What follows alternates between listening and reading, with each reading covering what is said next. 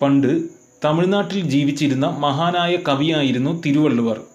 വിശ്വപ്രസിദ്ധമായ തിരുക്കുറൾ എന്ന ഗ്രന്ഥം രചിച്ചത് ഇദ്ദേഹമായിരുന്നു.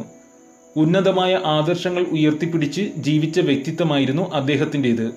അത്തരത്തിൽ അദ്ദേഹത്തിൻ്റെ മാഹാത്മ്യം എടുത്തു കാണിക്കുന്ന ഒരു കഥയാണ് ഇന്ന് പറയാൻ പോകുന്നത്.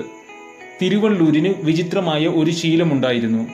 ദിവസവും അദ്ദേഹത്തിന് ഭാര്യ ഭക്ഷണം വിളമ്പി കൊടുക്കുന്നതിന് മുമ്പ് ഒരു പാത്രത്തിൽ വെള്ളവും നിറച്ച് അതിൽ ഒരു സൂചിയും ഇട്ടുകൊണ്ട് വയ്ക്കാൻ പറയും. തിരുവള്ളൂരിൻ്റെ ഭാര്യ അതുപോലെ ചെയ്യുമായിരുന്നു. ഒരിക്കലും എന്തിനാണ് അദ്ദേഹം അത് ചെയ്യിപ്പിക്കുന്നതെന്ന് ഭാര്യ അദ്ദേഹത്തിനോട് ചോദിച്ചിട്ടില്ല. കാലം കടന്നു പോയപ്പോൾ ഇരുവർക്കും വാർദ്ധക്യമായി. തിരുവള്ളുവരിൻ്റെ ഭാര്യയുടെ ആരോഗ്യസ്ഥിതി മോശമാവുകയും അവർ കിടപ്പിലാവുകയും ചെയ്തു.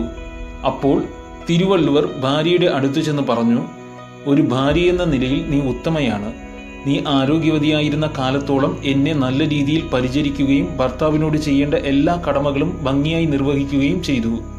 ഇതിനിടയ്ക്ക് നീ ഒരിക്കലും എന്നോട് എന്തെങ്കിലും ആഗ്രഹം നടത്തി തരണമെന്ന് പറഞ്ഞിട്ടുമില്ല. അതിനാൽ ഞാൻ ഇപ്പോൾ ചോദിക്കുകയാണ്, ഞാൻ നിന്റെ എന്തെങ്കിലും ആഗ്രഹം നിറവേറ്റി തരേണ്ടതായിട്ടുണ്ടോ?" അപ്പോൾ ഭാര്യ പറഞ്ഞു, "അങ്ങയോടുള്ള ജീവിതം എനിക്ക് ആനന്ദപൂർണമായിരുന്നു. അതിനാൽ തന്നെ എനിക്ക് വേറൊന്നിലും ആഗ്രഹമോ ആനന്ദമോ തോന്നിയിട്ടില്ല. എങ്കിലും എൻ്റെ മനസ്സിൽ ഒരു സംശയമുണ്ട്. അതിനൊരുത്തരമറിയാൻ ആഗ്രഹമുണ്ട്. അങ്ങ് ദിവസേന ഭക്ഷണം കഴിക്കുന്നതിന് മുമ്പ് ഒരു പാത്രത്തിൽ വെള്ളവും നിറച്ച് അതിലൊരു സൂചിയും ഇട്ട് വയ്ക്കുവാൻ പറയുമായിരുന്നു. അത് എന്തിനായിരുന്നു?"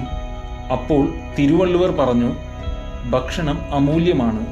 അത് അല്പം പോലും പാഴാക്കാൻ പാടില്ല. മാത്രമല്ല, നീ വിളമ്പിത്തന്ന ചോറിൻ്റെ ഓരോ വറ്റിലും എന്നോടുള്ള സ്നേഹമുണ്ടായിരുന്നു.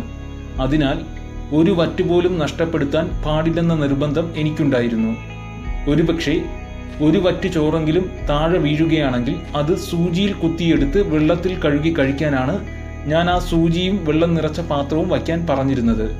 എന്നാൽ നീ സൂക്ഷ്മതയോടെ വിളമ്പിയതിനാലും ഞാൻ ശ്രദ്ധയോടെ ഭക്ഷണം കഴിച്ചതിനാലും ഇതുവരെ ഒരു വറ്റ് ചോറ് പോലും പാത്രത്തിന് വെളിയിൽ പോയിട്ടില്ല." ആ പുണ്യാത്മാവ് അന്നത്തിന് എത്രത്തോളം മതിപ്പ് നൽകിയിരുന്നുവെന്ന് ഈ കഥ വ്യക്തമാക്കുന്നു.